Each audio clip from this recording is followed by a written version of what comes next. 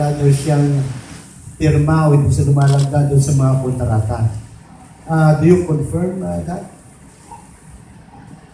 Unang-una, yan po, isang pala niya, yung labas. Pagkakaila, na siya po talaga mismo ang umakatupag. Magtanong po kayo, in your honor, tanongin niyo po ang mga empleyado na kung sino po si Mercado ng mga management.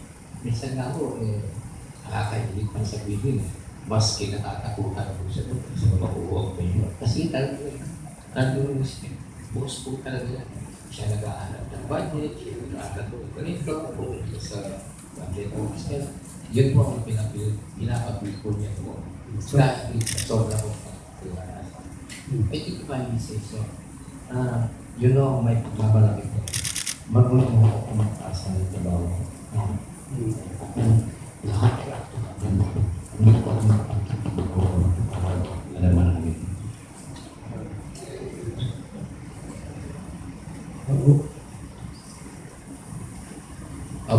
Okay, follow-up question na Vice Mayor.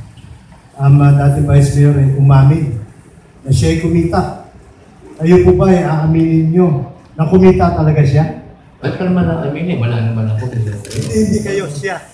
Aaminin nyo ba na siya ay kumita talaga? Alam ninyo na kumita siya? Alam ko na dahil sa umamin siya. Alam ko ba, partner? Yes, sir. Alex Cagabon, sir. Ano pong reaction nyo? Laman ng editorial ng isang maling pahayag ni araw na to, na itong si Mercado ay lumalabas na credible na testigo dahil sa kabila ng posibleng kaharapin niyang kaso sa kanyang